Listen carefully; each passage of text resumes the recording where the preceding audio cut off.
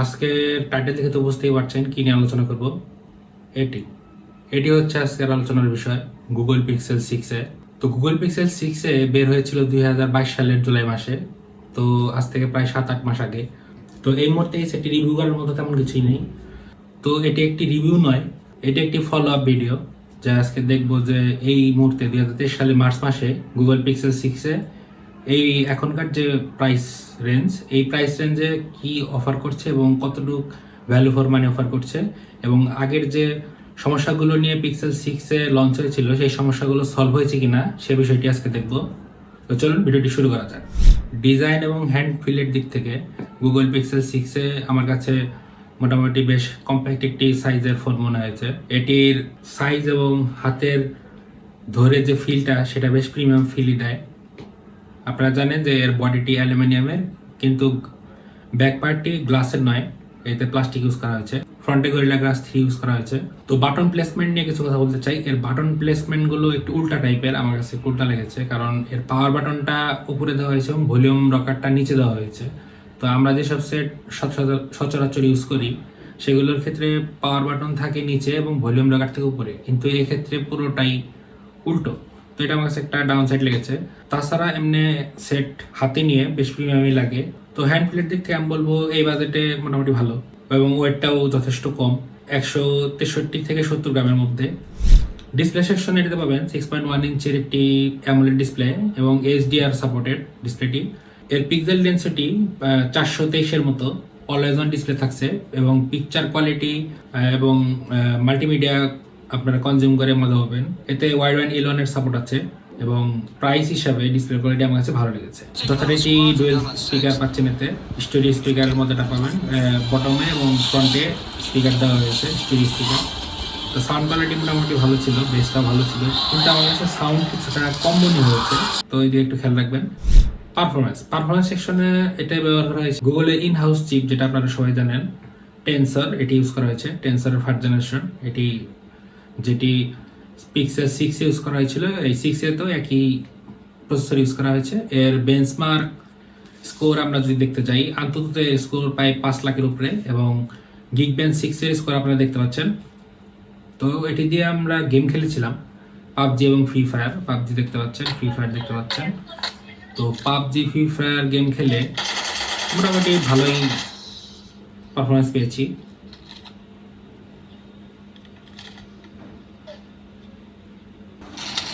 তো গেমের ক্ষেত্রে পারফরমেন্স আমি বলবো না যে একদমই খারাপ, পারফরমেন্স মোটামুটি ভালোই ছিল।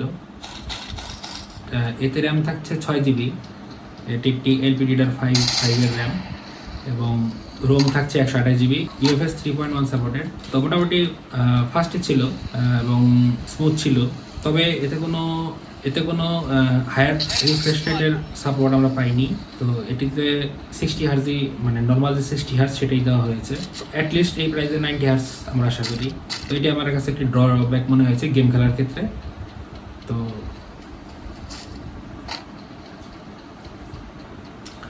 তো পাবজি এবং ফ্রি ফায়ার খেলার পরে আমরা স্ট্রেস টেস্ট করেছিলাম। স্ট্রেস টেস্টে এর থ্রটলিং স্কোর এসেছে 84। আধা ঘন্টা করে পাবজির 2টো সেশন খেলছি এবং একটি ফ্রি ফায়ার সেশন খেলছি। তারপরে 15 মিনিটের স্ট্রেস টেস্ট দেওয়ার পরে এর টেম্পারেচার মোটামুটি কন্ট্রোলেই ছিল, খুব একটা বাড়তে দেখিনি। মোটামুটি 38 থেকে 39 ডিগ্রির মধ্যেই ঘোরাফেরা করছিল। এই প্রসেসরে আপনারা হাই ডিমান্ডিং গেমগুলো খেলতে পারবেন, AAA টাইটেল গেমগুলো খেলতে পারবেন, ল্যাগ খুব একটা পাবেন না। তবে বেশি কিছু আশা করা আমি মনে করবো একটি বোকামি, কারণ গুগল কখনোই গেমিং সেন্ট্রিক ফোন বানায় না। তারা মোটামুটি ইউজার এক্সপিরিয়েন্স এবং ইউজারের যে কমফোর্টেবলনেসটা সেটা তারা প্রোভাইড করে। তো ইউজার এক্সপিরিয়েন্স যদি ভালো চান সেক্ষেত্রে আমি বলবো গুগল পারফরমেন্স যে যা প্রোভাইড করছে সেই হিসাবে ঠিক আছে। তবে গেমিং সেন্ট্রিক যদি আপনাদের চিন্তা ভাবনা থাকে যে গেমিং করবেন অথবা performance high top class performance চাবেন, সেক্ষেত্রে আমি মনে করবো এটা গুড চয়েস না। তো লাস্টলি যে কথা বলবো, ক্যামেরা। গুগলের সবচেয়ে স্ট্রং পয়েন্ট হচ্ছে ক্যামেরা। গুগল পিক্সেল 6 এ এই ফোনটি যখন লঞ্চ হয়েছিল এর কিছু ক্যামেরা এসেছিল, তো সেগুলো এখন বর্তমানে অ্যান্ড্রয়েড 13 আপডেট আসার পরে এটি সলভ হয়ে গেছে। তো গুগল এতে ক্যামেরা হিসেবে ইউজ করেছে 12 মেগাপিক্সেলের 2টি একটি মেইন সেন্সর এবং একটি আল্ট্রা ওয়াইড সেন্সর।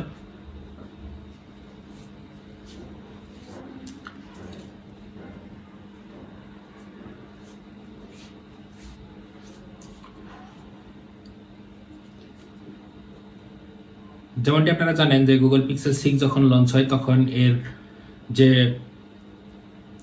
ক্যামেরাগুলো ইউজ করা হয়েছিল তা ছিল মানে হায়ার মেগাপিক্সেলের 50 মেগাপিক্সেলের মেইন সেন্সর, এবং আলট্রা ওয়াইড সেন্সরগুলো ছিল বেশ হায়ার মেগাপিক্সেলের। তো সেক্ষেত্রে আমি বলবো গুগল আবার 6 তাদের সে আগের যে ক্যামেরাগুলো যেগুলো 4-5 সিরিজ থেকে আপনার 2 সিরিজ পর্যন্ত ইউজ করেছে 12 মেগাপিক্সেল করে, সেই ক্যামেরাগুলোই এই 6 ইউজ করা হয়েছে। তবে গুগল পিক্সেল 6 ক্যামেরার যে ইস্যুগুলো ছিল 6 অথবা 6 প্রোতে, 6 আবার সেই ক্যামেরার ইস্যুগুলো নেই। বর্তমানে ক্যামেরা বেশ স্টেবল এবং ভালো পারফরমেন্স দিচ্ছে। আপনি কন্টিনিউয়াসলি একটা ভালো ক্যামেরা পারফরমেন্স পাবেন এই 6 থেকে।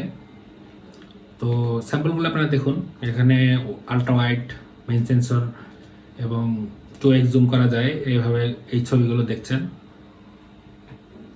তো পিকচার কোয়ালিটি বেশ ভালো ছিল। আপনারা ব্যাকের যে ভিডিও কোয়ালিটি সেটাও দেখতে পাচ্ছেন। আপনি ব্যাক সাইডে আপনারা 4K পর্যন্ত ভিডিও করতে পারবেন হাই 60 FPS-এ। স্লো মোশন স্যাম্পল দেখতে পাচ্ছেন, স্লো মোশন বেশ ভালো আছে, খারাপ না, চলার মতো। তো ফ্রন্টে ইউজ করা হয়েছে 8 মেগাপিক্সেলের একটি ক্যামেরা, এর কোয়ালিটি বেশ ভালো ছিল। তো ফ্রন্টে আপনারা স্যাম্পলগুলো দেখতে পাচ্ছেন। ফ্রন্টে 8 মেগাপিক্সেল হিসাবে পিকচার কোয়ালিটি বেশ ভালো। ফ্রন্টে 1080p-তে সর্বোচ্চ ভিডিও করতে পারবেন। আর সর্বশেষ নাইট ফটোগ্রাফিতে এর পারফরমেন্স ছিল দুর্দান্ত। আপনারা অ্যাস্ট্রো ফটোগ্রাফি থেকে নাইট ফটোগ্রাফির যে পিকচার কোয়ালিটি তা বেশ ভালো হবেন। তো আমি অ্যাস্ট্রো ফটোগ্রাফি ট্রাই করেছিলাম আজকে, কিন্তু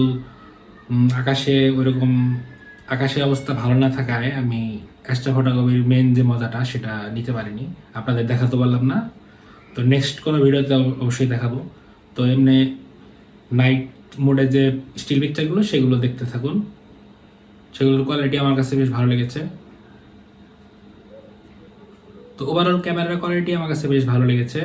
ফ্রন্ট এবং ব্যাকের যে ক্যামেরার যে স্যাম্পলগুলো দেখে আপনারা বুঝতে পারছেন যে ক্যামেরা কতটুকু শার্প এবং অ্যাকুরেট ছবি অ্যাকুরেট ছবি দিতে পারে।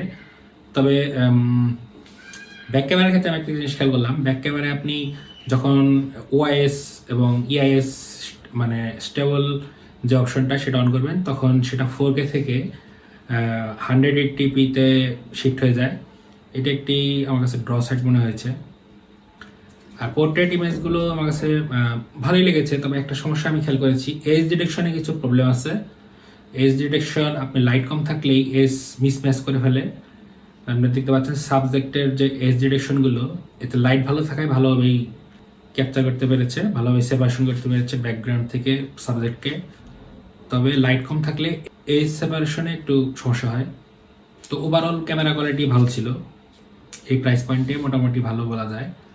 আর ব্যাটারি হিসাবে এতে থাকছে 4500-এর কাছাকাছি মিলিঅ্যাম্পিয়ারের ব্যাটারি, 4400 মিলিঅ্যাম্পিয়ারের ব্যাটারি। তো এই ব্যাটারি দিয়ে আপনারা অনায়াসে একদিন পার করতে পারবেন। এটি একটি ফুল ডে ফোন। আমি এর যে ব্যাটারি এটা থেকে আমি মানে হ্যাভি ইউজেও একদিন ব্যাটারি ব্যাকআপ পেয়েছি। তো এটা আমার কাছে একটি প্লাস পয়েন্ট মনে হয়েছে। তো কনক্লুশনে আমি এটাই বলতে চাই, আপনার যদি উদ্দেশ্য হয় ক্যামেরা এবং ইউজার এক্সপিরিয়েন্স এবং ওএস আপডেট লং টাইমের জন্য, তাহলে আমি বলবো পিক্সেল 6 একটি বেস্ট চয়েস। আর আপনার চিন্তা ভাবনা যদি থাকে পারফরমেন্স সেন্ট্রিক, তাহলে আমি বলবো গুগল পিক্সেল 6 থেকে দূরে থাকবেন। পারফরমেন্স সেন্ট্রিক কোনো সেট নয়, এটি আপনাকে অবশ্যই ভালো একটি সার্ভিস দেবে লং টাইম। গুগলের ফোনগুলো লং টাইম ভালো সার্ভিস দিয়ে থাকে। তো আমি বলবো এটি তাদের জন্যই যারা ক্যামেরা, ইউজার এক্সপিরিয়েন্স এবং অ্যান্ড্রয়েডের যে ভার্সনগুলো আপডেট চান তারাই নেবেন। আর যদি পারফরমেন্স সেন্ট্রিক অথবা রিফ্রেশ রেটের কথা চিন্তা করেন, সেক্ষেত্রে আমি বলবো আপনারা যেতে পারেন নাথিং ফোন 1, এই প্রাইসে সহজেই পেয়ে যাবেন। এটার প্রাইসটাই তো বলা হয়নি। এটার প্রাইসটি হচ্ছে বর্তমানে আপনারা যদি ব্র্যান্ডও কিনতে চান তাহলে 37 থেকে 35 হাজার টাকার মধ্যে পাবেন। তো নাথিং 1ও একই রেঞ্জে পাওয়া যায়, যেমন 34 থেকে 35 হাজার টাকা বাংলাদেশ পাওয়া যায়। তো আমি বলবো আপনাদের প্রয়োজন অনুযায়ী আপনারা সেট বেছে নেবেন। তো এই ছিল মোটামুটি আজকের ভিডিও। যদি ভিডিওটি ভালো লাগে অবশ্যই লাইক কমেন্ট শেয়ার করবেন। দেখা হবে পরবর্তী কোনো ভিডিওতে। আজকের মতো বিদায়।